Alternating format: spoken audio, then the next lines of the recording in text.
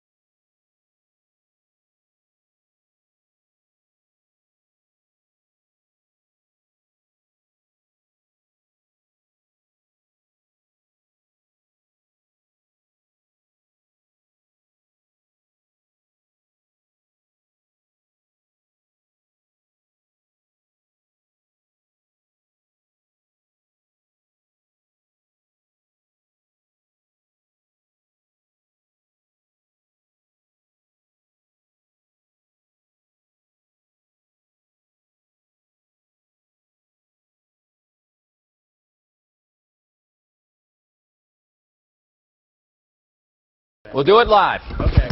We'll do it live. Fuck it. Do it live. I'll write it and we'll do it live.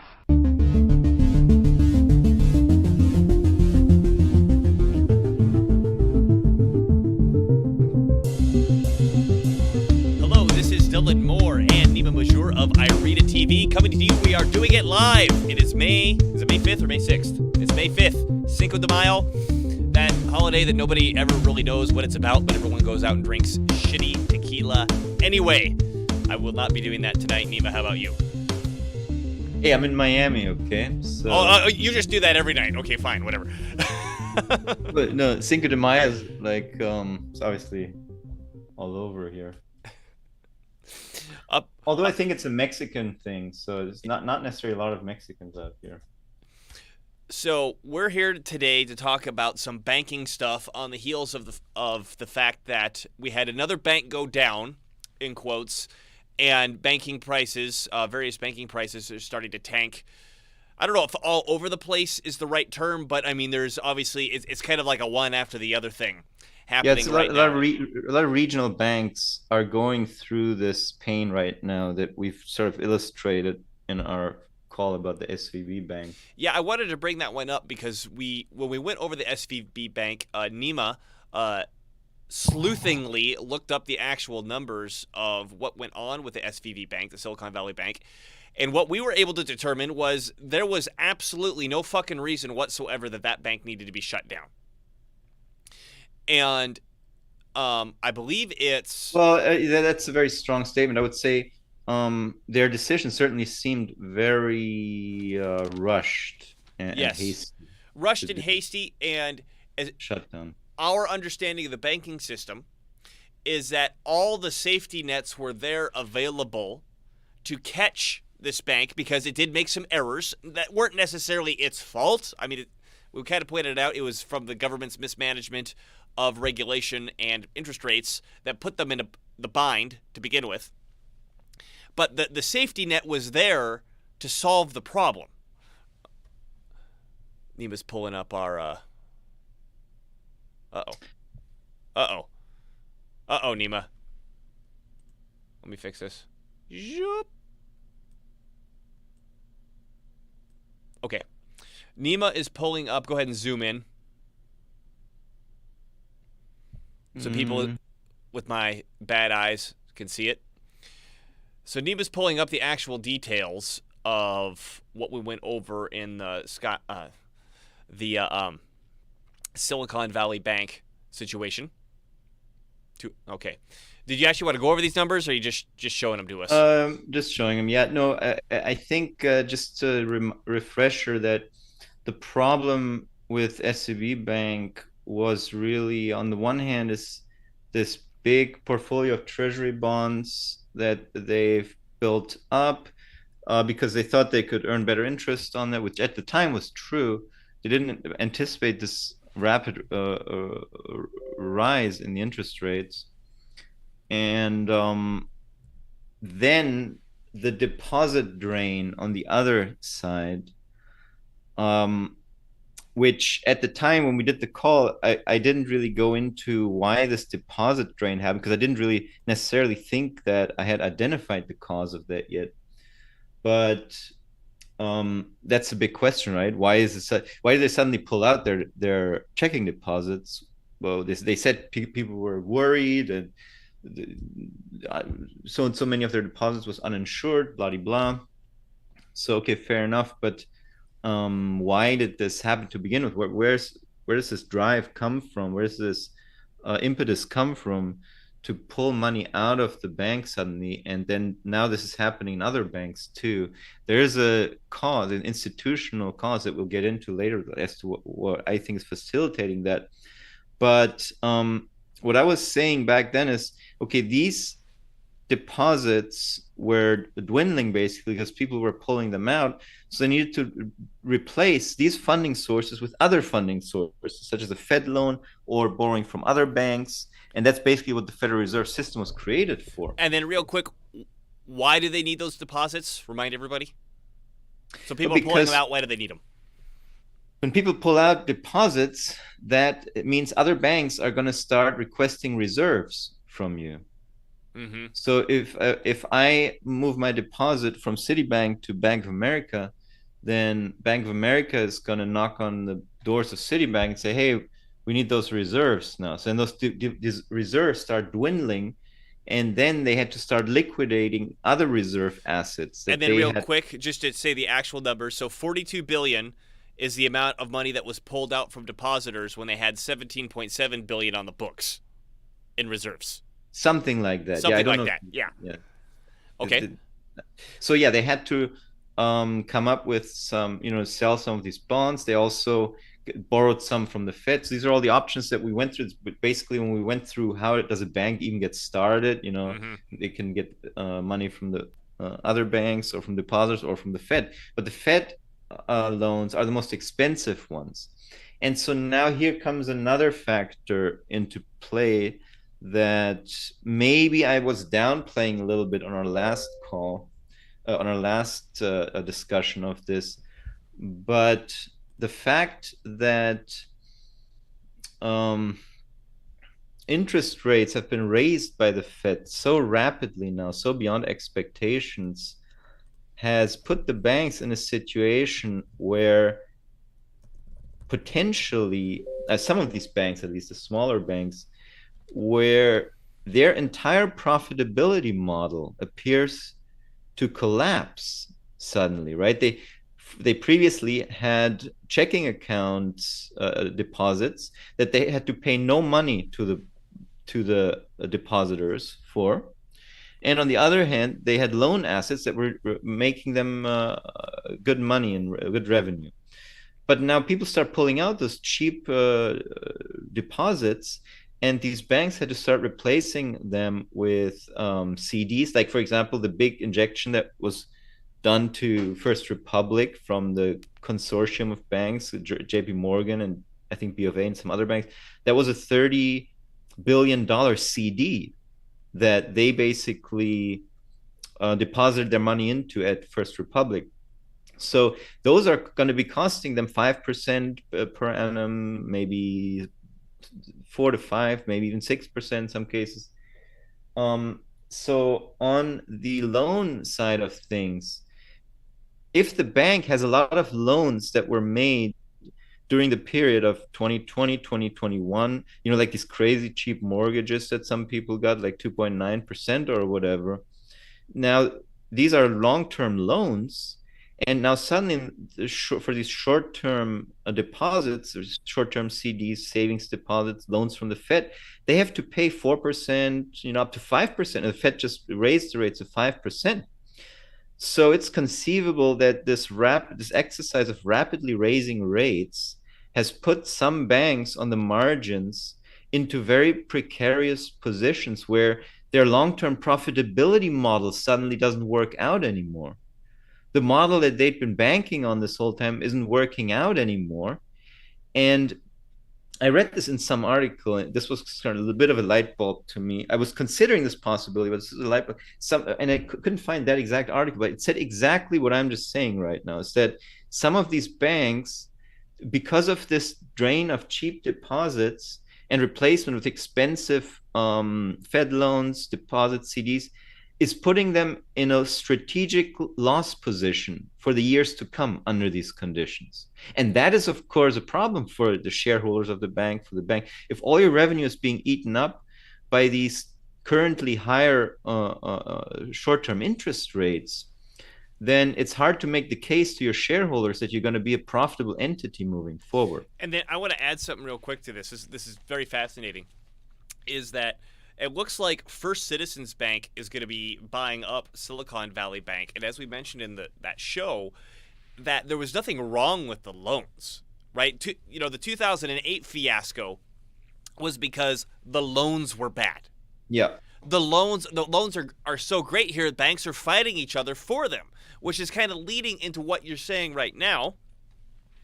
That, oh yeah, Nima's pulling up. There was $74 billion worth of loans at the Silicon Valley Bank that they're paying. That's what makes a good loan, is you put the loan out and the lender, which would be the borrower, is making the payments.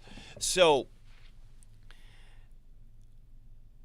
why does the bank have to fail if it's producing well? Right. And if it's being gobbled up by another bank, and what Nima is pointing out, if a dial was simply adjusted at the Federal Reserve, or maybe multiple dials, right? That puts these regional banks in a precarious position based on how the regulations work and how they need to do arbitrage to make money. That these regional banks go out, their portfolios are still good, and they just get eaten up by larger banks. Is this just, behind the scenes skullduggery for the big banks to eat the little ones? Right. And that's the big question, right? Is it an engineered situation, what's going on? Because once again, the aggregate banking numbers seem to be fine, right? The loans and the commercial real estate loans, individual loans, auto loans, all of the credit cards, they seem to be growing, or at least they seem to be fine. There's no collapse like in 2008. Well, and then to that point, Mike, I was listening to Mike Norman today. He's an MMT financial advisor who does economic and financial analysis based on what he sees, going in and out of the Fed and bank loans and stuff. He was pointing out that bank loans they're still cranking out like nobody's business. Right. And then the jobs report was like plus 235,000. Like we're not seeing the signs that the sky's about to fall. Well, so I think the way to put this would be, let's say you have a business that produces widgets, right, and sells them at a price, and it uses some natural resource on the other hand to produce those widgets, right? So the cost is for natural resource, and the widgets is what it churns out. Now, what if the cost for that natural resource goes up hugely, but you still have your factories and all these things that can produce these things, but the cost for the natural resource is suddenly now double the revenue that you're making, right? So why can't somebody else buy up this entity and not have the same problems? Right, not have the same problems. And the answer is because they get a lower price on the natural resources, right? They get a better deal on the natural resource. The natural resource in this case is the cheap, the deposits from checking account people. Where are all those deposits going now? They're leaving SVB Bank, First Republic Bank, and where are they going? Guess what? They're going to the Chase. They're going to JP Morgan. They're going to Bank of America. Yeah, the banks who happen to be buying these entities. So those banks can go, oh, I don't know, I like these loans. I guess they were just shitty at doing business, but we can, for some reason, we're so good at all this, we can fund these loans cheaply. Well, something is going on, I guess. There's some reason as to why these deposits are leaving the system, right? And maybe we can get into that. Well, we're both scratching ourselves here. I was just speculating on that, which is if we look at the FDIC insurance, right? The FDIC insurance insures every depositor or every account. I can't remember if it's like per account or per institution or whatever it is. But there's a max on it, which is $250,000, which if you're a big company per account. Per account. But even per account, if you're a $1 billion company, that's nothing, right? So if that's the insurance, people don't necessarily understand how the banking system works. I do not believe it would be that difficult to create a propaganda scare where people would bail out of a bank. For sure. Right?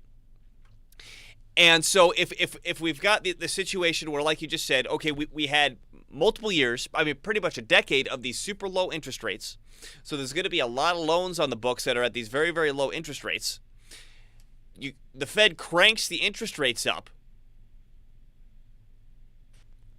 and then all you need is a little scare for people to pull their deposits out, so that bank has to run around and start grabbing reserves from wherever it can. But the lender of last resort, in this case the Federal Reserve, or I guess the CD in the event of First Republic from Chase Bank, is at a higher rate that they have to pay than they're bringing in from these old loans that were made when interest rates were lower. Yeah. Right? So, you can see very easily if the Federal Reserve, for example, controls this dial, You would just need to, okay, we've adjusted the dial, release the propaganda dogs. Boom.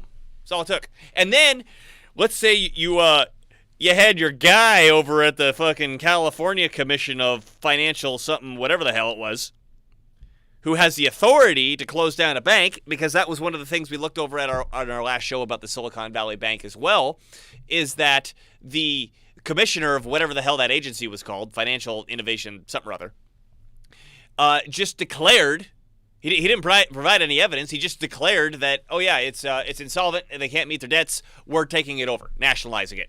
Boom. I mean, it sounds very perfect stormy to me, Nima.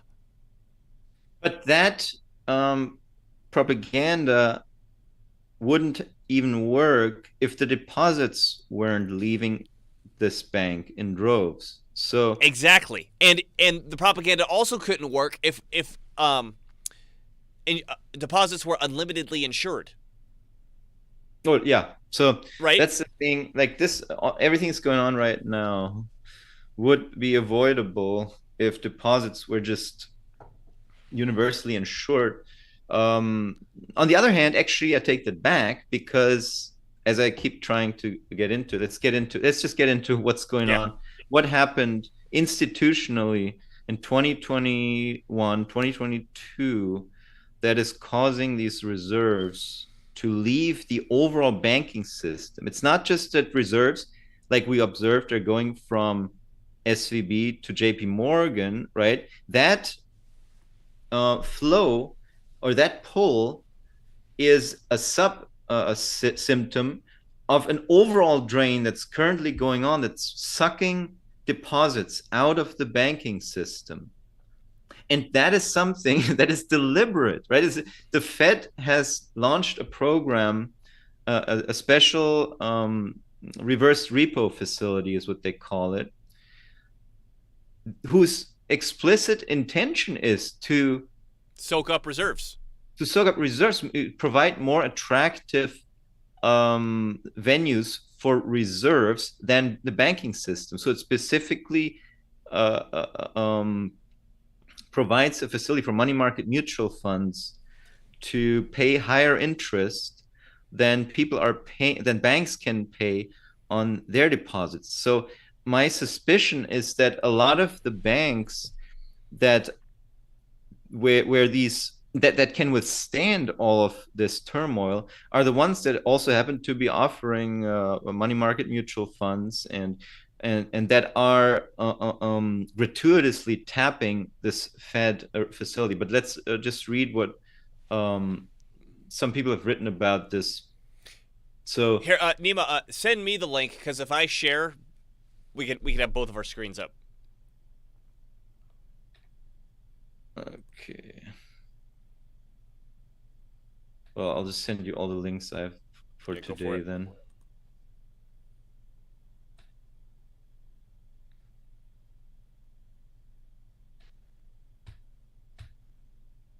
Stand by, everybody. Stand by. We apologize for the delay. Jeopardy music. So, you want me to do the top one? Yeah. The repo headache thing. Okay. And then now, see if I have this set up right. I think on Zoom. I share my screen on Zoom. Like this. And then if I click over here. That didn't work at all, did it?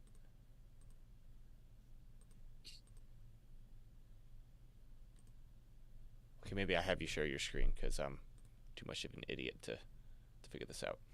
Or this is the problem. Nested scene, brave. You know what, Nima? Just share your damn screen, so nobody's waiting for me. Sorry, everybody. No one's waiting for me to figure this out in real time. My apologies. Okay, this is an article from Reuters from August 2nd, 2022. Analysis: U.S. banks face trillion-dollar reverse repo headache. The trillions of dollars in overnight cash tucked away daily at the Federal Reserve could turn into a major headache for banks that could squeeze their balance sheet and impair their ability to lend. Isn't that exactly what started happening a few months later? The Fed's reverse repurchase facility, RRP, has attracted a wide array of market participants, helping mop up excess liquidity in the financial system. Led by money market funds, volume at the reverse repo window has topped 2 trillion for 39 straight days. The Fed is paying a record reverse repo rate of 2.3%. So this was last year, so it's still lower. It's higher now. Well, and then when we say this reverse repo rate, this is literally just buying treasury bonds, right? We'll pay you this much if you buy treasury bonds, or is this something else? This is it's like give us your reserves. This is like a savings account, a new savings account for your this reserves. is in quotes depositing your reserves at the Federal Reserve. Right. So the way it works, the mechanism, how it works ultimately is the Fed sells you a treasury bond and then buys it back at a lower price. Sells you a treasury bond and buys it back. No, wait, at a higher price. Okay, buys it back at a higher. I follow.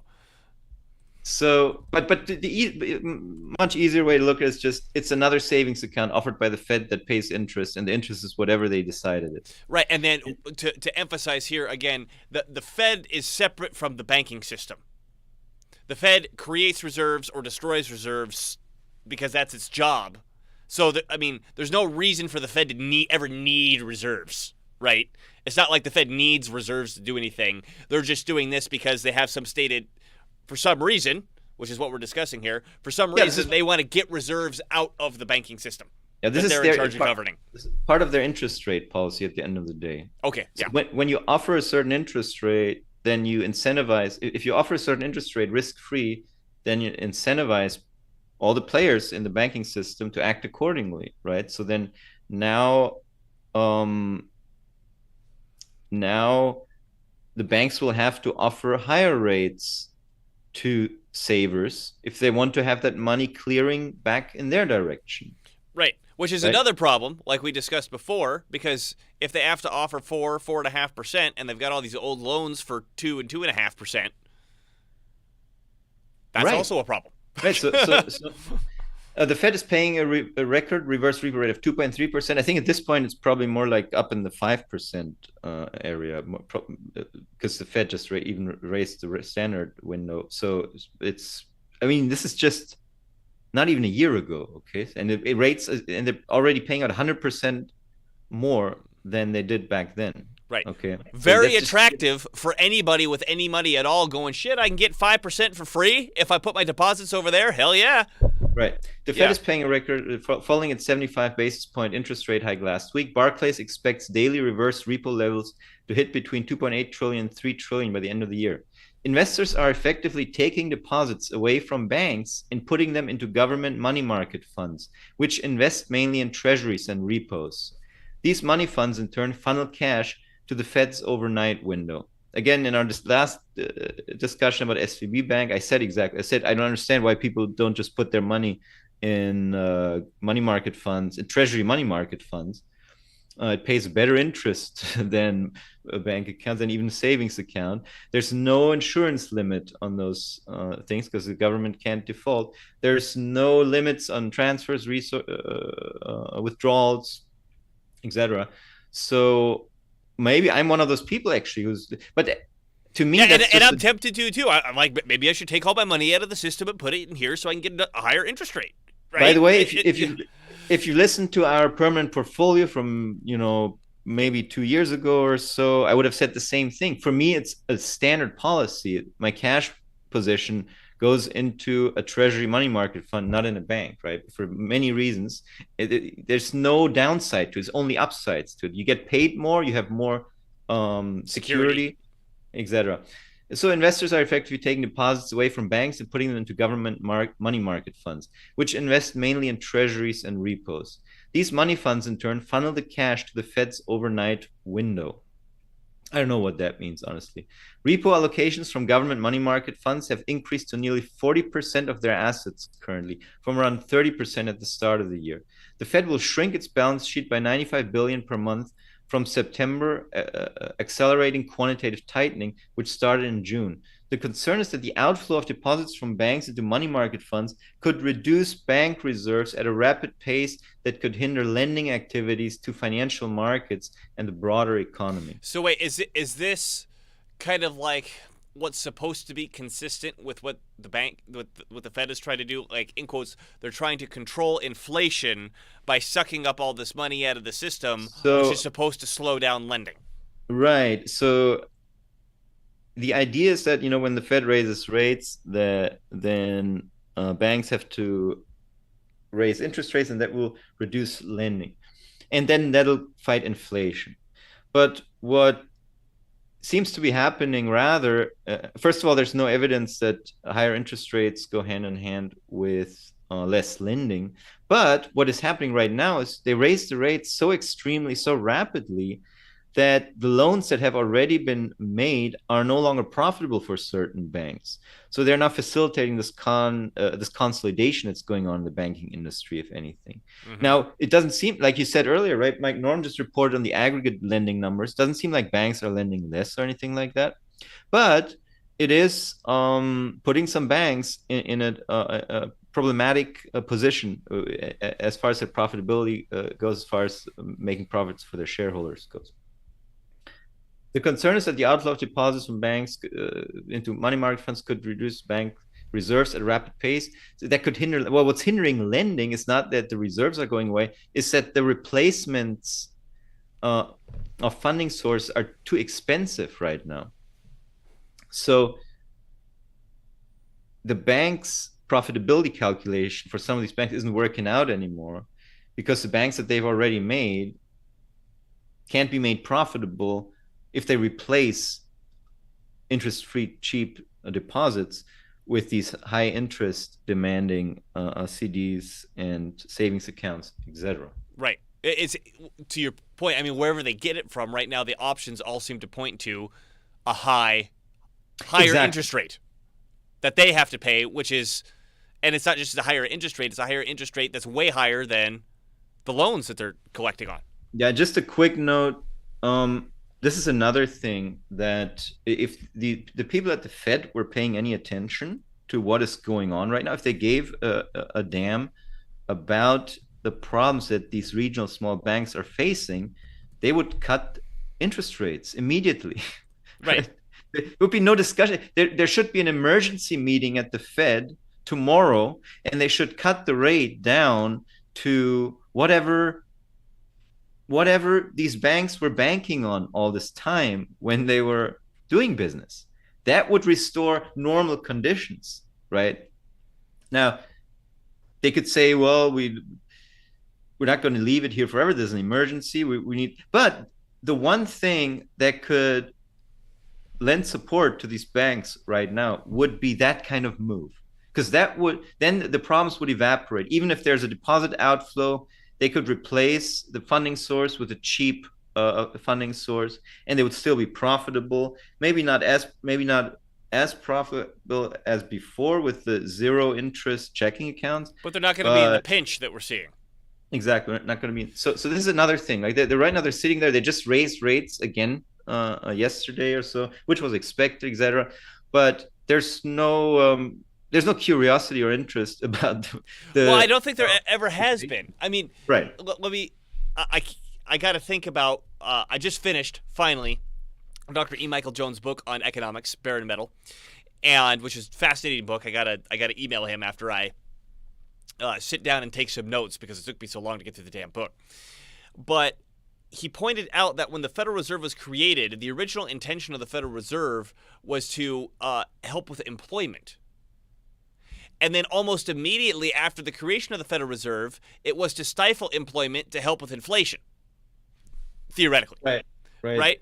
And the attitude of whoever has been running the Federal Reserve has almost always been absolutely no concern whatsoever to the real effects and the real damages that might happen based on the dials that they're turning up and down. And it's all about, here's this arbitrary inflation number that we have to hit.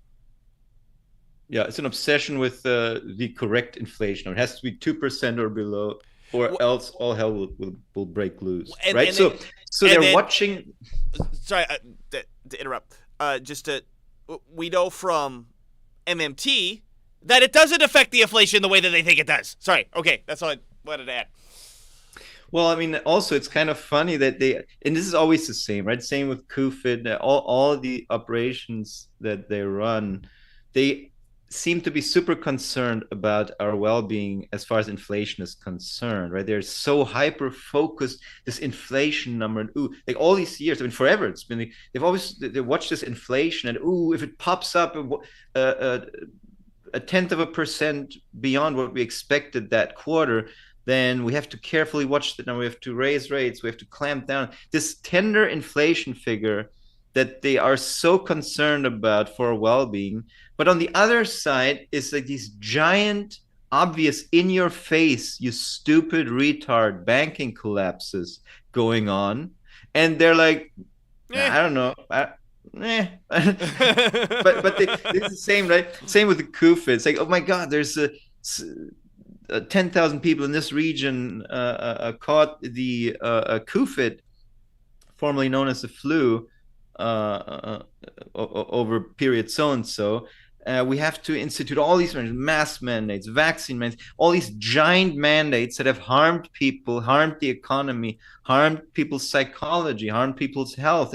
This gigantic, stupid ass a club of government bureaucracy that they're swinging because they're so concerned. You see about a couple of people coughing, right? And then after the fact, you're like, oh, look at all this damage that you did. They're like, yeah, sorry, I didn't force anyone. You know, I mean, Justin Trudeau. You know, we didn't force anyone to take vaccines. We just literally said that we're going to force everyone to take vaccines 6 months ago. And then ago. honestly, do we really want these? You can't be on a plane. Yeah. You can't be on the street. You can't go to a store. You can't go this. That's all I did, but I didn't force anyone to take the damn thing.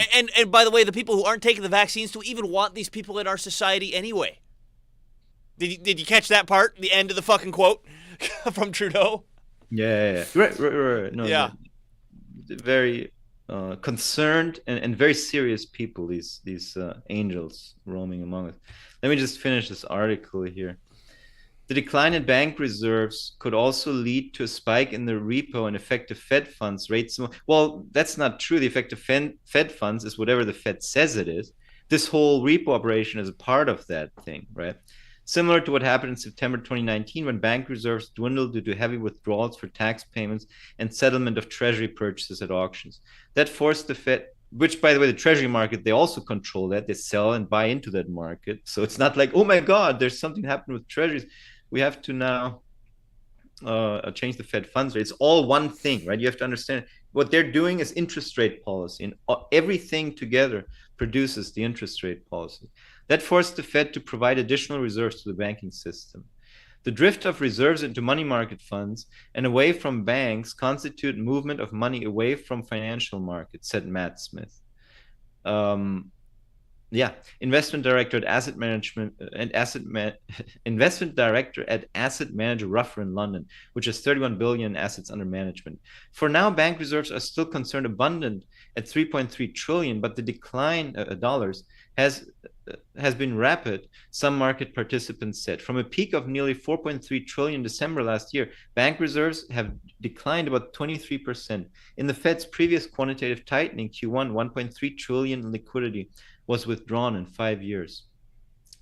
To be sure, there are other factors that have contributed to the decline in bank reserves, such as asset reallocations and loan demand, analysts said. Money market fund assets. Government money market fund assets have been fairly steady as of July 27 at 4 trillion, up about 0.1% from a week earlier. Data from the Investment Company Institute showed. The shift of deposits to money funds has been a slow process. The Fed's quantitative tightening will shrink its balance sheet quickly, but bank reserves are set to fall much faster as cash shifts out of bank deposits to government-only money funds. We expect money funds to put this cash in the RRP, the reverse repo, whatever, yeah. Reverse, whatever. Wrote Joseph Abate, or Abate, managing director at Barclays, in a research note. Expectations that the U.S. Treasury will increase bill issuance for fiscal year 2023, which starts in October, could help ease the surfeit of inflows into the reverse repo inflow, analysts said. Abate estimated that bank reserves will fall to 2.3 trillion. This blah blah blah. I don't think you need me to get into all this now. Yeah, no, I think we covered the basic idea, which is that it seems like either someone's completely asleep at the wheel, or someone's intentionally putting these banks in a tight spot, right, from the Federal Reserve, so bigger. Let me just so that they fail, and then it just so happens that the bigger banks come and gobble them up. Right. So let's just look at my illustration. And if you haven't watched the SVB Bank episode, then you should watch it, because we go through exactly the process of becoming a bank and how a bank's balance sheet emerges, etc. But in the step where we make the loan, right? We make the loan to Jim for 100,000, and how is that funded? Well, it's a checking deposit that is marked up for Jim in the beginning, right? He has a checking deposit with us. No reserves are needed at this point yet. And we have a loan. So we owe him 100,000 immediate money. And we have a loan of 100,000 on our assets, on our book as an asset, okay? Mm-hmm. So think of the banking system as a whole bunch of banks doing this thing, right? Creating a loan and marking up a deposit, right? And then the deposit gets sometimes drained out if the money has to go to another bank, right? And the Fed sells bonds, so banks have an incentive to put some of their reserves into bonds because it earns more interest, etc. So there's all kinds of manipulation going on in the system that creates interest rates, etc. But before that, it's all this, right? The bank makes the loan and marks up Jim's checking deposit by 100,000, and then Bank of America shows up and so Jim presents a check to buy something, and the person who he buys something from has a different bank. That bank sees the check, comes to us, and blah blah. Now request reserves from us. That's why I had to borrow reserves from the Fed. And I actually said 5% here at the time, but I was assuming a loan of 10%. Okay. Mm-hmm. But let's say the loan, what actually was this? This was the example I made. Yeah, different example. That was my own example. But checking account. So the overall banking system is basically nothing but banks have made loans and checking accounts created from those loans. Yeah. Within the banking system. Okay, so there's a certain expectation of this is the how much checking account money is out there, looking to jump from bank to bank as people make payments and all this stuff, right? But now, what has the Fed done with its special reverse repo program? They said, no, there's not. No, we're going to suck all those out of there. Yeah, this money is now out. It's now gone. It's going to an entire separate system that we've set up where rich people can park their money and earn a good interest rate, etc. So this money is sucked out of the banking system in aggregate to some extent, and going to these new institutions that the Fed has set up for, I mean, arguably, what other purpose could there be than to sabotage these small banks? Or even regional banks. I mean, a regional bank sometimes isn't small. I mean, it's small compared to Chase. Well, right? Certainly, SVB, Federal First Republic, they were pretty large banks, actually. So, yeah, but regional banks. But for whatever reason, JP Morgan can deal with this, right? JP Morgan is able to buy this bank, and the deposits are going over to some extent to JP Morgan Bank.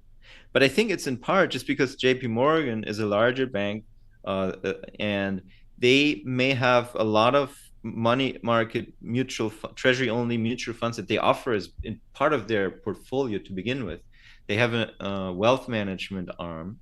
I mean, the other banks do too, but JP Morgan. And then I also wonder how much of these steps are adding a little bit of a propaganda panic for a specific bank. All right, hit that one. propaganda panic. Right. We just need a certain number of people to pull out their deposits, and bam, got them. Right. I don't know about that. But I'm entirely speculating with that. yeah, Yes. the general trend is going on right now where these deposits are coming out of the banking system, and then we end up with a situation where something's got to give, right? Yeah, it's a musical chairs situation. Exactly. So they are creating artificial scarcity of these reserves. That's what they've always done by just declaring interest rate. But right now they're really cranking up with this. They're cranking this artificial scarcity up.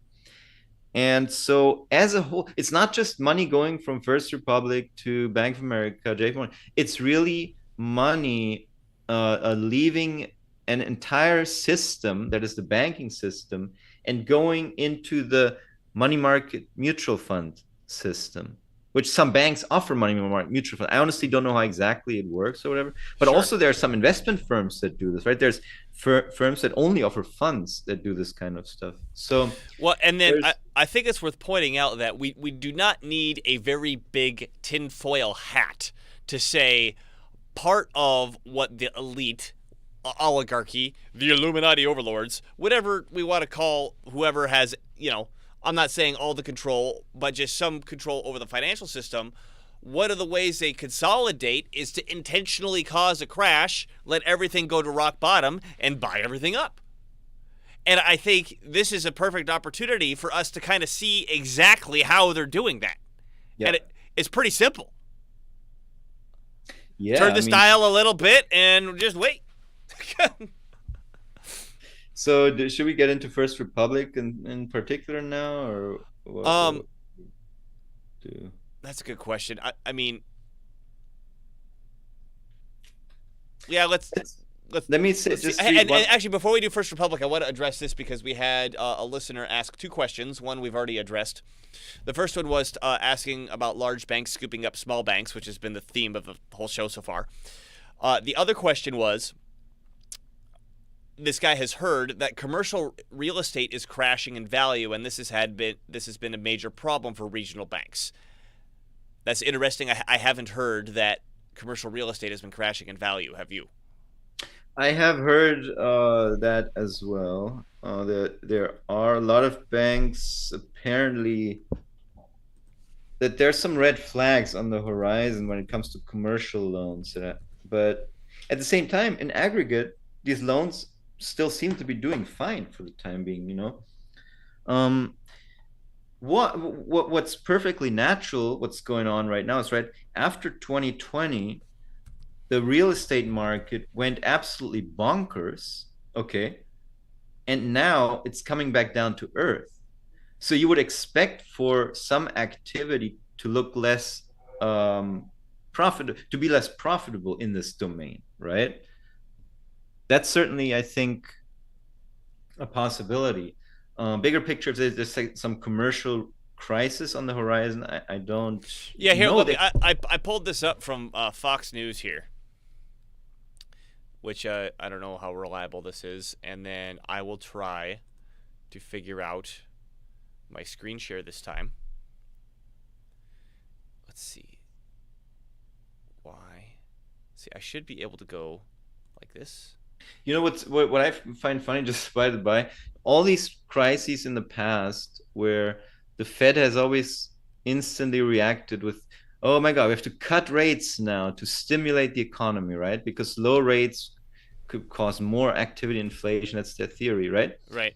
All these times when they've done it in the past, most of the time it was bullshit. It was not necessary. It was other issues. It was fiscal lack of support, taxes too high, spending too low, etc. And right now we have the prime situation where you can mathematically present the numbers, where you can show them if these rates were lower, these banks would not have these problems. And their reaction is, I don't know, we're going to raise them by 0.25 one more time. And then we're going to pause and leave it at these levels that are right now crushing banks for a little more. Let's see what happens. That's their attitude right now. The one time when they could actually save some aspects of the banking system, prevent the economy from doing worse, they are not doing anything. So Kind let of me interesting. yes, let me send you this because I think it's doing that thing where it freezes when I try to screen share. It quit doing it a while ago, and now it's doing it again. Could you open that link up for me?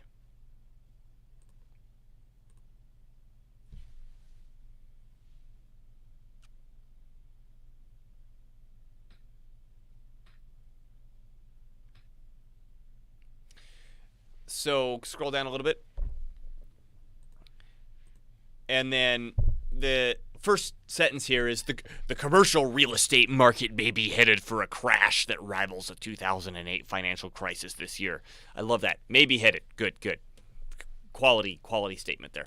So the third paragraph in, it says such and such analysts forecast a peak to trough commercial real estate price decline of as much as 40% or worse, as much as 40% worse than the great financial crisis. Shallot wrote in a weekly investment note. More than 50% of the 2.9 trillion in commercial mortgages will need to be renegotiated in the next 24 months when new lending rates are likely to be up 350 to 450 basis points. So is this saying that we've got 2.9 trillion dollars in mortgages that are essentially subprime? They have a floating interest rate. That's not subprime. If he's suggesting that so he's saying these are all variable rate mortgages. Exactly. So is he saying that doesn't necessarily mean subprime? Okay, right? well, I said subprime, not him. My misunderstanding. But if this is true, I mean, I guess this could be a factor too. I don't know how much 2.9 trillion is in the grand scheme of commercial real estate. Oh, I'm sorry. 2.9 trillion is all of it. 50% of it needs to be renegotiated within the next 24 months at the new rates. Got it. Right. I mean, well, just for like some perspective, like the total U.S. Outstanding treasuries is about, I think, 30 trillion.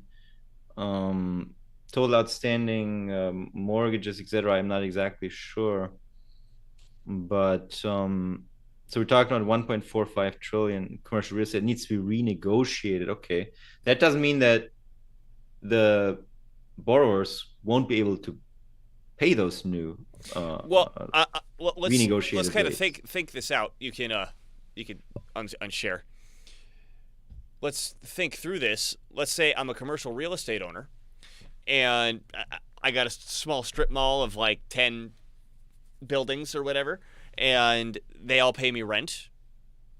I'm 90% full at any given occasion, and my rates go up, which means my mortgage payment goes up, and for me to handle that, I got to raise the rent on everybody. Yeah. And so I guess it becomes a question of, if that's true, does that rent raise affect the business enough that either the business has to raise their prices or the business has to go out of business? Right?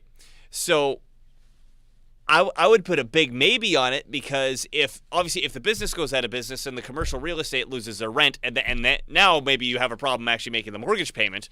But yeah, I mean, it's a maybe, it's a stressor, but to your point, I don't know if they're not going to be able to make the payments. The bigger question is, how's the economic support from the government going to be over the coming months, right? So if the economy continues growing, if fiscal continues to be supportive, then the private sector in aggregate will be able to make the payments for these mortgages in aggregate. If there is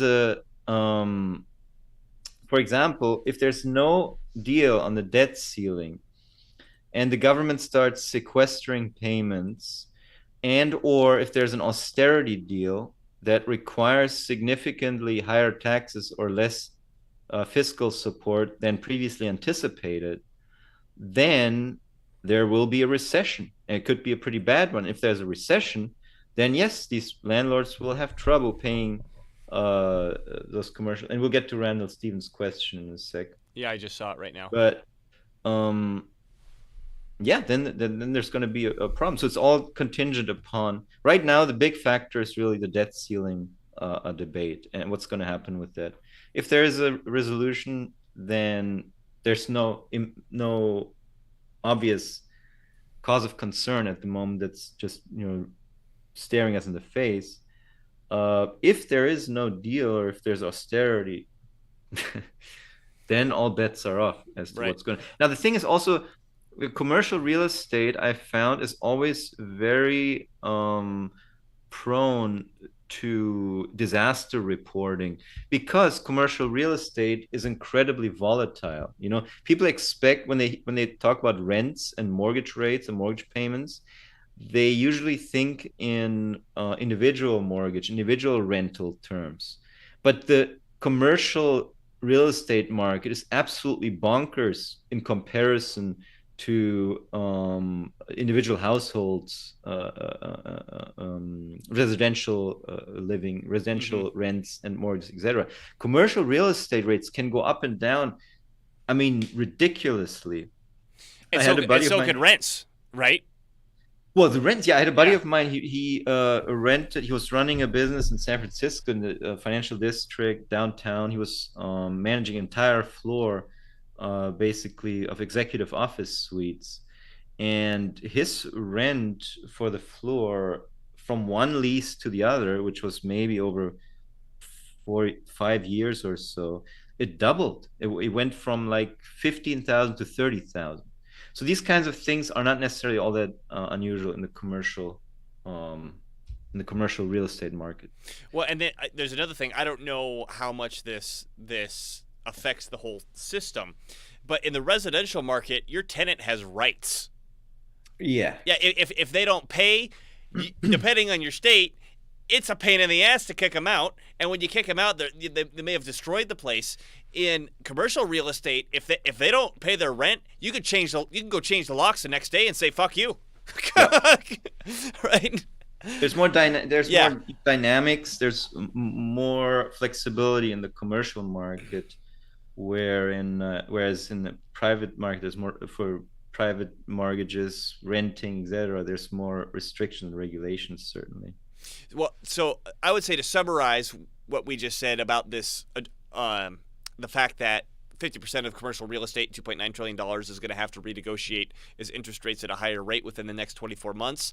I would say that, yes, that is a stressor, but depending on conditions, the market, the private sector might be able to handle it just fine. Yeah. Let me just pull up for comparison, for perspective, total private debt in the United States. Oh no, that's market value of privately held debt, 18 trillion.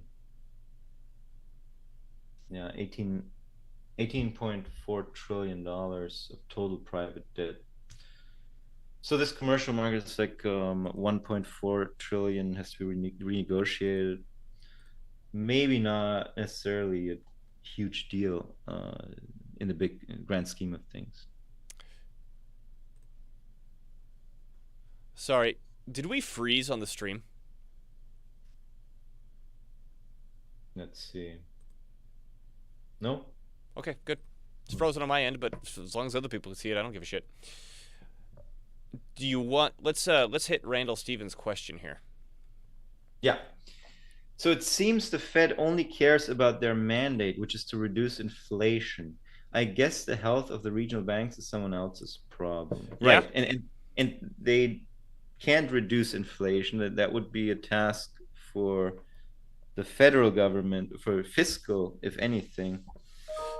Well, I want to explore that a little bit, because if we go back to Professor Richard Verna, who seems to be the banking master as far as I'm able to tell, I remember him bringing up the fact that if we look at the purpose of banks, like what's a bank do?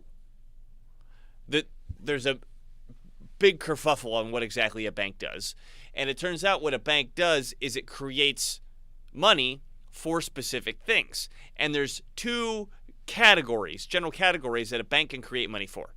It can create money for productive businesses, or it can create money to purchase assets. For example, a house, stocks, cars, whatever.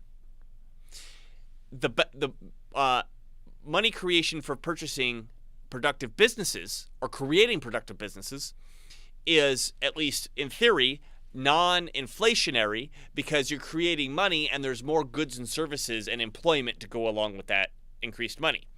Versus on the asset side, if you're creating money for just asset purchases, let's just look at real estate, residential real estate for the sake of argument, then you're driving up the prices of the real estate that already exists, and you're not producing anything for it.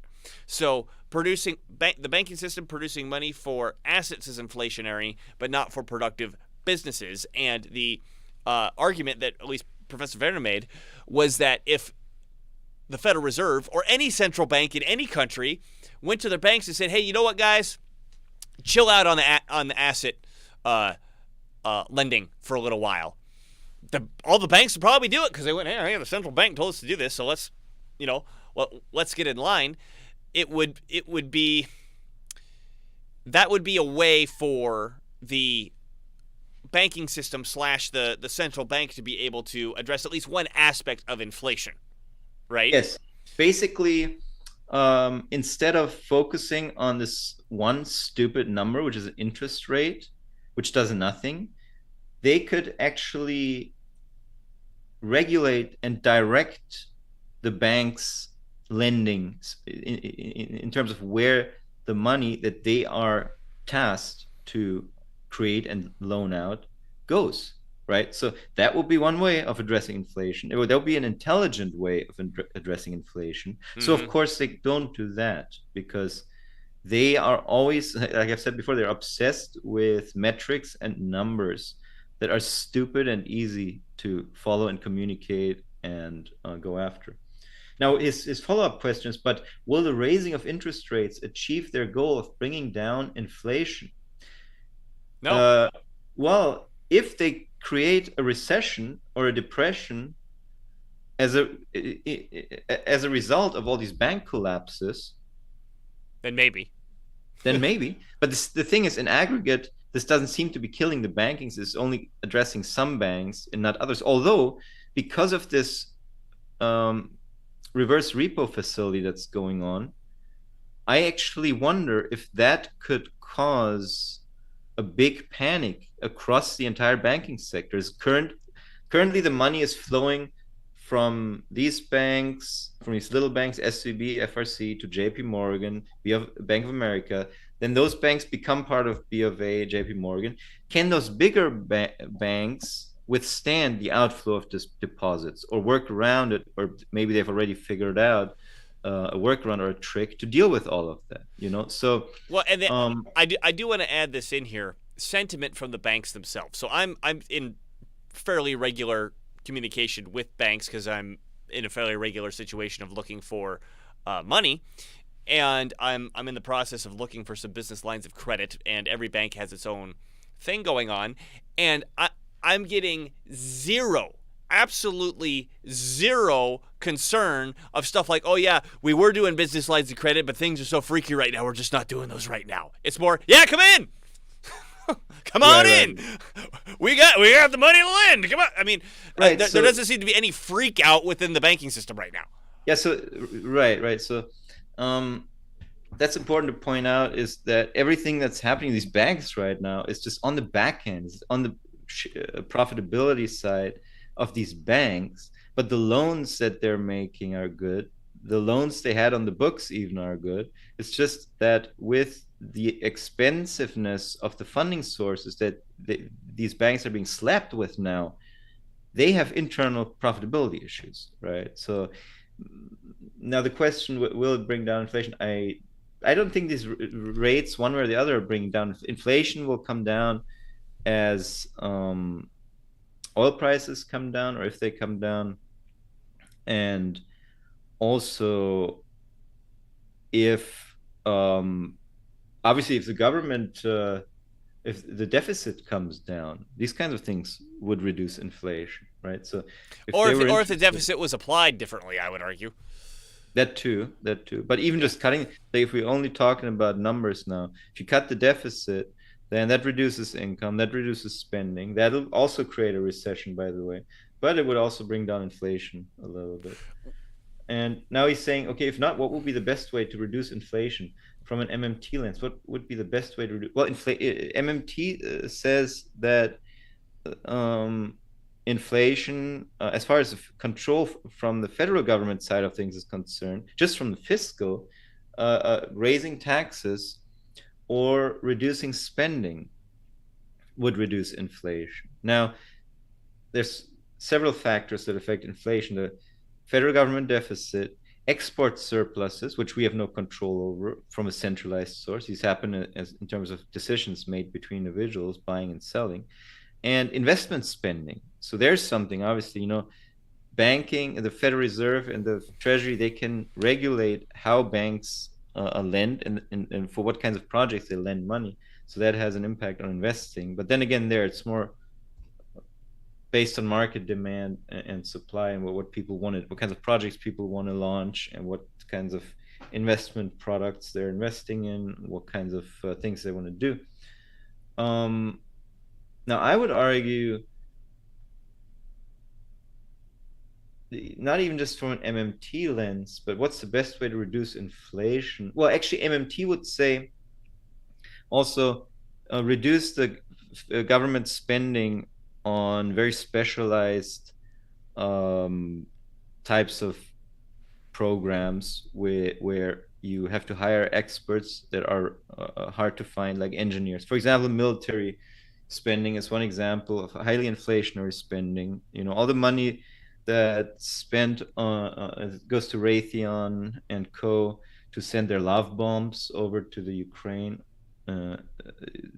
That does not have a corresponding productive output on the other side. It only has destruction on the other side. But the people who earned the money are going to spend it in the US. So there's so many things, Well, and I think it's also consistent with MMT, to just back up what I was saying before about the assets versus lending for assets versus lending for productive capacity or productive business, is that MMT would say, well, you also have to get control of your banking regulation, right? You got to look really closely at what your banking regulation is creating money for. Yeah, the banks are the government's authorized lending agents. They're basically extensions of the government. So to say there needs to be banking regulation is not anti-free market or anything. It's completely common sense for the government to regulate the activities of the government, essentially. Right. So and yeah, I keep making this quasi joke, turning the dial a little bit, turn the dial back on those assets, or hey, maybe even turn the dial back on the income requirements for somebody to get a loan. I'm talking particularly on the personal asset side, the houses, the cars, or whatever. One of the big things that banks do is they ask for your gross income. Well, that's not the money you actually have. That's why we have the words gross and net income, because gross isn't what you actually fucking have. Net is what you actually have. So why do banks ask for gross income when they're determining whether or not you can pay a loan back?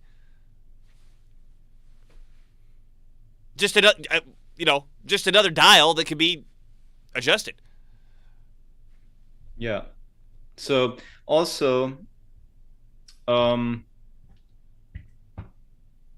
there's so much that has been done over the past 3 years to muck up the supply chain. I mean, it's just the level of stupid is absolutely fascinating of what we've seen. So everything to make everything take longer and harder to get and more expensive has been done. And then, by the way, we forced people to inhale CO2 for 2 years straight. So now, and then we forced them to undergo an experimental gene drug injection. So the labor force is tapped out, is getting seriously sick with long-term illnesses, dying to some extent. Athletes are collapsing on the field. There is a reduction in the supply of labor, so that in turn makes things more expensive. Well, and then there was a reduction in the supply of labor anyway because the demographics are starting to tighten up. Demographics aren't supportive. So there's so much that has been done to bring about this level of inflation, which it actually incredibly benign, considering the amount of stomping around that's done by this, elephant in the glass house, basically, has only produced like an inflation at the top of 8%, 9%. That's pretty fascinating to me, actually. That's part of that goes back to the resilience of the US economy, the entire US system in general, right?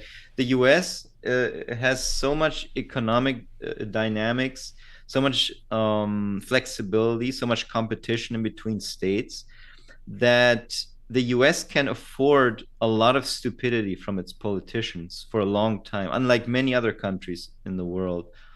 So that's one of the beneficial aspects of this whole system. But just going back to Randall Stevens' question, what would be the best way to reduce inflation? So yeah, I think stopping all the stupidity would have been a great way. Not starting a war in the Ukraine, which has lifted commodity prices, would have been a great way. Long term, also dropping the interest rate to a permanent level of 0.5, 0.25% or whatever. That would also reduce inflation because it reduces the net subsidy to the private sector from the federal government. Abandoning a whole bunch of government programs in exchange for a transition job program. Yeah, I think the transition job is one of the big ones. Yeah, transition job, because it just goes directly to people who consume, and consumption demand can be ramped up easily. It doesn't go into projects and highly specialized sort of entities that soak up a bunch of money but don't produce the corresponding output for society in return. So and these are all things that could reduce inflation. I think there's also an interesting conversation to be had, and this is something that E. Michael Jones brought up in his book multiple times, is that inflation and a good economy are kind of hand in hand. Yeah. So that goes back to, okay, why do we even have to reduce inflation, right? That discussion is never.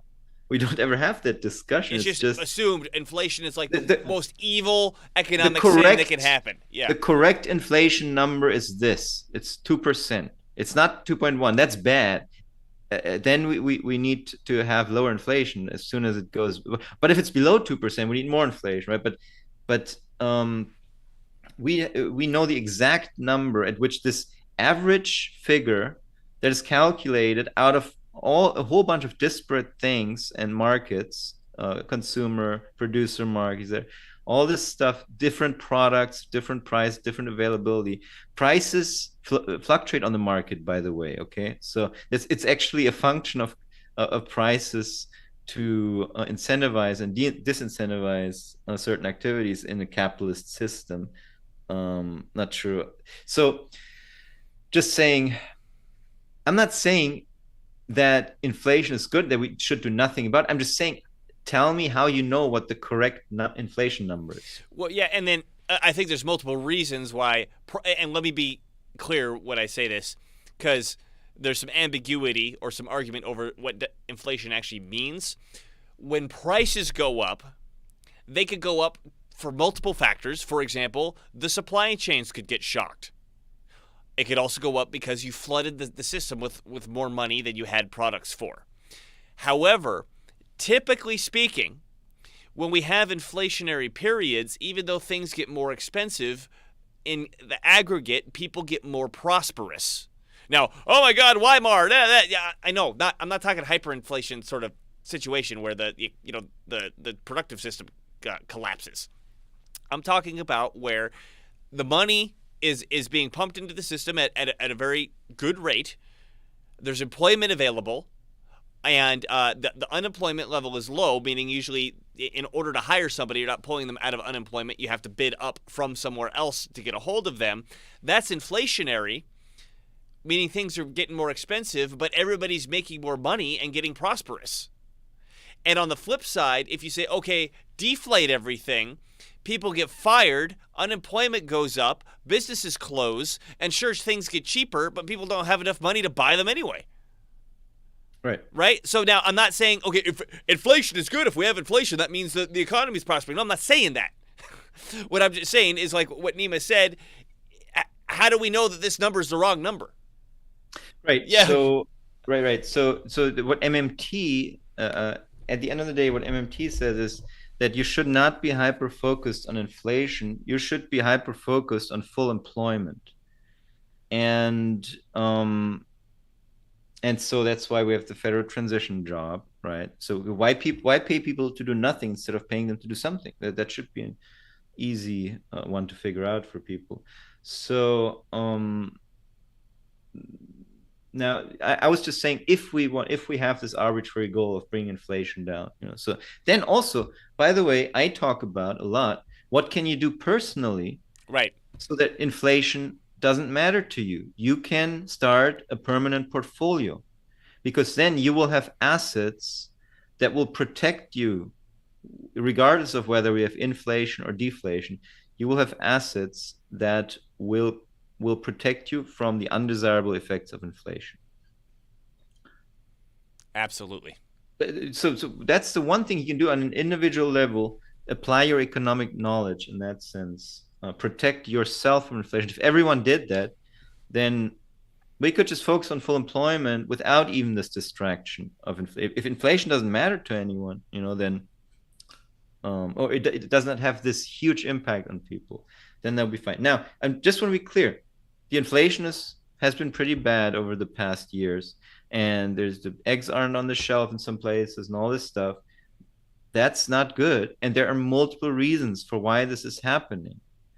Right? There's multiple root causes that we've all addressed: the stupidity in the supply chain, the COVID hysteria, the population bubble. The population collapse that is also, by the way, being facilitated and cheered on by the leading oligarchs of this whole Western Atlantic establishment, the ideology.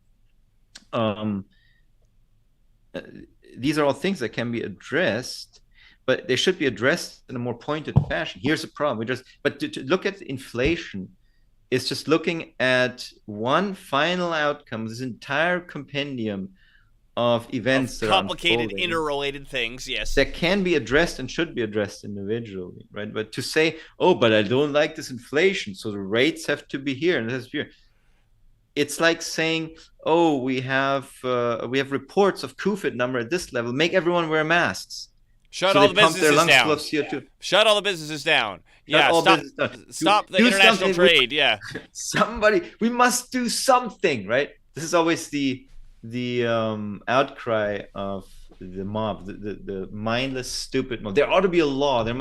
We should do something. Well, yeah, but what? How can you prove that what the measures you're proposing are actually addressing the problem? So now he's saying, so they should promote lending that incentivizes an increase supply capacity. Yes, while at the same time reduce lending that doesn't. Absolutely. That's what Dylan was saying. Yes. Right. So the market, so the banking system, the argument against what Randall is saying here would be, but it's a free market. We shouldn't tell banks what to do. What we say is, but no, banks are not part of the free market. Banks are government institutions with some free market profit motive going on that in theory and maybe in praxis too incentivizes innovative behavior on the part of the banks. Okay, but maybe that's not so good. Maybe a lot of the innovation that banks are doing we would be doing better without, right. know? Well, and as I've always said since I learned MMT, money is a unit of government. It is not a unit of free market. Tax token. As much as that makes Ayn Rand cry in her grave. If money is a unit of government and banks have the ability to create money, then they are part of the government. I mean, it's what Neiman said. I just came from it at a different angle. So that means banks are a regulation. Their existence is a regulation. So if you're a free market purist, well, shit's out the window already. Right. So Yeah. then, so then you can go to Hans Hermann Hoppe's anarcho-capitalist utopia, and work within that, I guess. But it doesn't exist yet. That's the problem. Well, and then So- for people who that may still have their stomach upset about us, these guys sound like they're fucking, I don't know, socialists or whatever, is that when it comes to this free market argument, in terms of the economy. We'll turn the light on real quick. Keep talking. Okay, when it comes to the free market, specifically for economic matters, I mean, I guess what else would free market be for anyway? But again, E. Michael Jones pointed this out very, very clearly in his book, is that the historical underpinning, the philosophical underpinning of free market capitalism comes from the Scottish Enlightenment, which we could encapsulate in Adam Smith, who is really a economic projection of Isaac Newton. So Adam Smith tries to create a self-regulating economic system that is analogous to the self-regulating universe of Newton, right? The stuff just goes on its own. There's no divine force that regulates that's needed to regulate what's going on, because between the inertia and the gravity, we get perfect motion. So the free market idea is based on this pseudophysics, as Dr. Jones points out, but at the same time, it does introduce a divine aspect, which is the invisible hand, right? So in physics, you have gravity and inertia. So inertia is the strife force. Gravity is the love force. In economics, we have self-interest and competition. Self-interest is the love force, and competition is the strife force. And these two things operating together are supposed to balance out through the, in quotes, invisible hand. That is like the basic assumption of economics. And the free market idea is that, okay, if the government stops messing with stuff, the free market by itself will achieve balance through the invisible hand. There is no evidence. I mean, first of all, there's no evidence whatsoever that that's true. But second of all, in the years and decades after that, or century plus after that, the people who subscribe to this, coming out of the Anglo-American sphere, when it benefits them, they're more than happy to use the government. Oh, hey, country over there who closed your border to us, we're going to bring in the gunboats and blow your port open until you trade, because that's free market. Oh, the gold standard is not at parity like we wanted it to. Well, increase the interest rates and fuck with the market as much as we can to get it where it is, and now it's good. That's free market.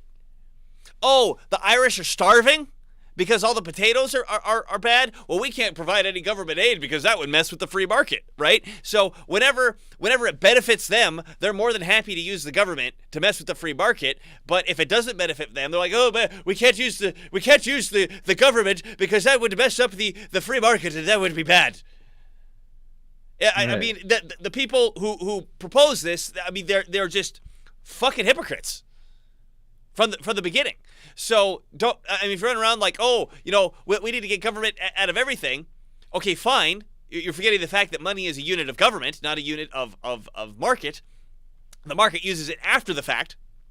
But that the people who came up with this ideology did it based on a divine presence of this thing called the invisible hand that doesn't exist. There's no evidence that there's like this balance that things come back into if the government stops poking it. But the people who promoted it are more than happy to use the government whenever it benefits them.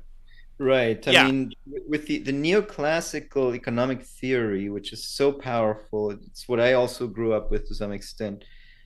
The belief is that, and they use these supply and demand charts to convey the theory that prices have a market clearing function. They create this beautiful harmony of supply and demand in the marketplace, where all the goods are there to supply all the demands that are out there. And they've provided exactly zero evidence for this theory. They've done mathematical charts. It's just assumed to be true. To no end. It's just assumed because the theory, right? They go with the perfect theory, the axiomatic truth, just as the Austrian business cycle theory starts with the irrefutable axiomatic truth that everything started with barter, right? Yep.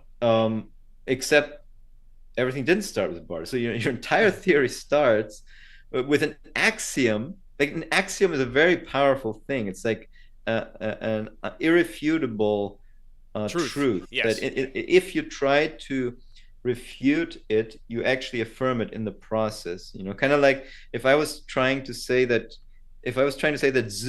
Zoom calls don't exist, Dylan. Do you understand? Zoom calls don't exist. Well, you're saying it communicated to me with Zoom call, yeah. Exactly.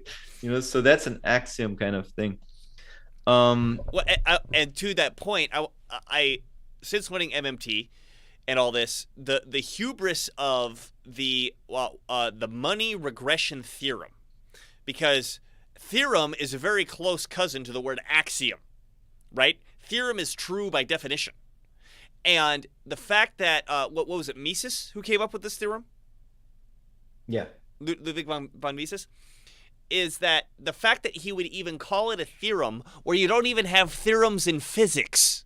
You have the theory of gravity, the theory of thermodynamics, the theory of electromagnetism, right? Theorems exist in mathematics where you're like, okay, we created this universe mentally, and within this mentally created universe that may or may not obey the laws of our own universe, this is necessarily true. Okay, cool.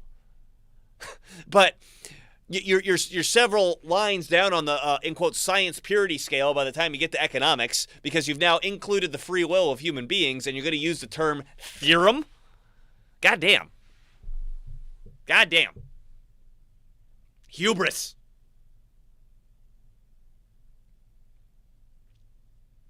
I can't tell if you're staring at something or reading something. Yeah, let's just get into First Republic at least a little bit. That was what we wanted to do this call about. And we kind of did, actually, honestly. You know, I just want to... We'll see if we can hit some numbers real quick. I just want to underline that... first of all, I just want to read one quote from this statement, from this article, that exactly mirrors what we were just explaining.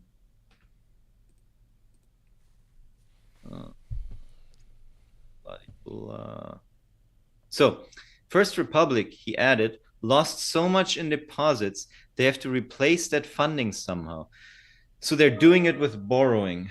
The borrowing will really weigh on their profitability, both in the reported quarter and going forward. Okay? I mean... Yeah. Any questions? Isn't that exactly what we just said? That's what happened? But anyway, now let's look at the numbers. I have here, a note here. The change in interest expense, expensive borrowings following the recent industry. Yeah, this is perfect. This is the answer. This is the answer to everything. All the questions you've had. All the questions that people have about First Republic. Here comes the answer. So here's First Republic's first quarter 2023 results. So we have the benefit here with First Republic as opposed to SVB that their quarterly results were due right before this happened. Yeah. Right before that, on March 31st. So they're probably due April 30th. Following recent industry. Yeah. So you'll see here. Let me see. Following. Okay. So here's a footnote. So let's see what this footnote is for. Financial results year over year. Net interest income was 923 million, down 19.4%. By the way, not so bad actually. That's their income. So that's after expenses. So the, you know, same theme as with SVB kind of, you know, they had an income by this time. So I don't really know. Yeah, it's down, which sucks, but it's not negative. But so what it says here, but I think we'll get to what the problem is. So there's a Yep. footnote Let's go here, read the and also footnote. net interest margin was 1.77% compared to 2.45% the prior quarter. So that's Consistent with what we said before. yeah. So again, footnote here. The footnote here, following the recent industry developments, net interest income and net interest margin were and continued to be materially impacted due to the unprecedented loss of deposits resulting in higher funding costs. And here's another note. Deposits were down 40% from December 31st, 2022 at March 31st, 2023, included 30 billion of time deposits received from the large US bank. So that was that bailout, what they called it, from JP Morgan, etc., which was basically a CD. You know, Right. they put it in the form of a CD, which is a very lucrative way to, invest the money. The high interest rates, etc., is not necessarily big, probably wasn't a big help to these guys. But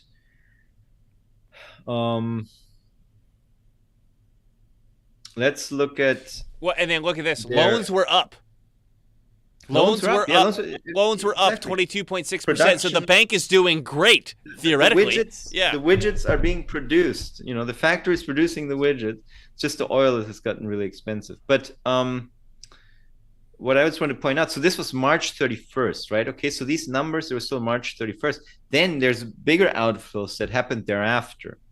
So I'm guessing that that's what really pushed it over the edge. And now we will see, let me just see, because note the change in interest expense. Okay, so I'll scroll down a little bit here to point out some key figures. So this is selected financial data and ratios that they're listing here, which you see, this is the quarterly report 2023. Yep. This is the comparable. So this was the quarter that ended in December, on December 31st, 2022. This is the comparable last year quarter, right? So revenues are down to 3 months ago versus comparables to a year ago, right? Right. So net interest income is down only like 200 million or so. 200 million, yep. So net income is cut in half, right? So there's a little less, maybe 40% or so. But let's go into some more striking numbers that I came across here. And this really illustrates the crux of the matter. Yeah. So look, interest expense. I want to just focus on this one figure because this explains so much. Mm-hmm. This is their expenses for the quarter ended March 31st, 2022, and this is it for 2023. Holy shit. In 2022, their total interest expense was $44 million. You understand? March 2022, this was interest rates were lower. Checking deposits were still in this bank. They weren't sucked out of the system. I guess they were actually already at that point, I think. But it was a long-term process that's been going on. It's really so it went from 40. Sorry, I'm getting ahead of you. The interest expense, and this is money they're paying to depositors and money they're paying to wherever they're borrowing money from, say the Federal Reserve or whatever, right? CDs, so goes from 44 million to 974 million, or around it, and it goes from 50 million to $1 billion, 20 times. And despite the fact that it goes up $900 million, their net income only goes down $200 million. Right, and that's so they were doing amazing, fucking phenomenal. Yeah, that's the amazing part, right? That they have these incredible interest cost hikes, and yet they were still profitable. And part of it is because they had more loan income, right? They had more income from loans coming in, but still, definitely a brutal increase in their borrowing costs. And even just compared to the quarter ended December 31st, right? It's doubled from then. Yeah, from 3 months ago. So once again, net interest, but here we see net interest income only marginally. Yeah, so they have 900 million more in expenses, and they only lose 200 million in income. That is impressive. That's impressive. So that was one figure. And there was another Wait, go back up. figure. Salaries and employee benefits. I want to see that. Wow, I guess they fired a lot of people. Yeah, they did start measures to reduce executive compensation, that kind of stuff. But then here's one more interesting thing I think that I saw in the balance sheet. We can see. Okay, you look at this here. So the one on the right is March 31st, 2022. So it's the comparable quarter from last year. And the one on the left is March 31st, 2023. So the quarter ended January, February, March.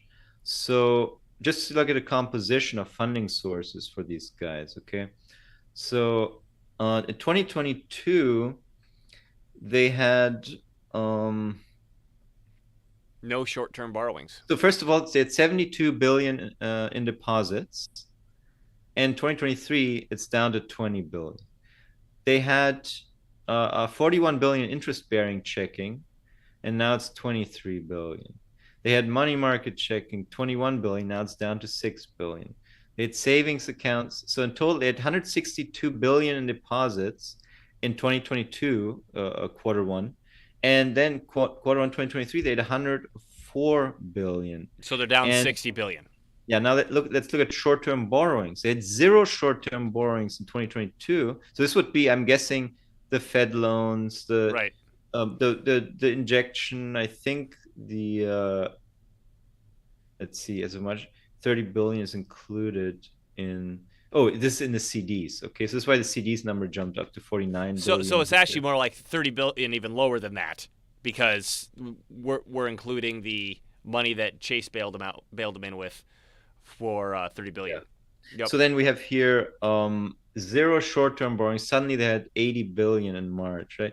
And almost no FHLB, federal, I guess it's Federal Home Lending Bank or something like that, advances. And then they have 25 billion. I'm guessing these are pretty heavy interest-intensive funding sources, which have eaten into their margin. So I think let's have a look at liabilities and shareholders' equity. We just went into that in aggregate. But the big thing that really jumped out, and Dylan also caught on to that immediately, is this change in, and it's so we have to imagine that after March 31st, because that's when the trouble really began for then it got even worse for them, right? So that this number just started approaching levels where they sat at the table looking at each other going, well, how are we going to have a profitable entity moving forward under these circumstances? Yeah. So, I mean, I guess the conclusion that I have to draw from this is that when we look at the actual buttons being pushed and the reasons that they're pushing them, is they're either completely fucking asleep at the wheel, or they're intentionally smashing up these smaller banks, and then right after smashing up these smaller banks, bigger banks gobble them up. Now, correlation doesn't necessarily mean causation, but goddamn. Yeah, right? Correlation, and then just sitting there and avoiding what's staring you in your stupid face, that could imply causation to some extent. Yeah. Well, correlation may not imply causation, but it definitely implies investigation to determine whether or not there's causation. Warrants. Yeah. For sure. Hey, Nima, I gotta go home. I got kids and shit. Yeah. So, I hope this has been enlightening. It's a little frustrating now that you know that the Federal Reserve is pressing buttons stupidly. I mean, I bet you already knew that, but now you really know that the Federal Reserve is pressing buttons stupidly. But again, this is like most financial things at the government level. It's a very easy fix. You just press some buttons in the opposite direction, right?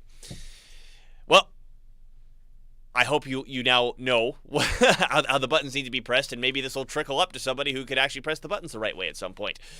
But this has been Dylan Moore and Nima Bajur of Irida TV. We've been here doing it live. You can find us at irida.tv to check out more of our stuff, and you can check out our Forbidden News aggregator at dissentwatch.com. dissentwatch.com that aggregates all news that we know of, which has been banned. Nima showing it off right there. Please head over to dissentwatch.com. You'll find us. We've been banned ourselves on certain areas of the internet. And we own the site, so we can promote ourselves shamelessly. And Nima is pointing out the fact that there is a featured news section that you may, regardless of whoever you are, whether you're a content creator or not, push your news to the featured news section in exchange for some Bitcoin, where you will earn 2 cents. Or excuse me, we will earn 2 cents per click. It'll cost you 2 cents per click to push whatever article you wish to the top at the featured news section. So Nima, thank you for sharing that. So either head on over to irida.tv or dissentwatch.com, and thank you for watching, and we'll see you next time. Thanks, Nima.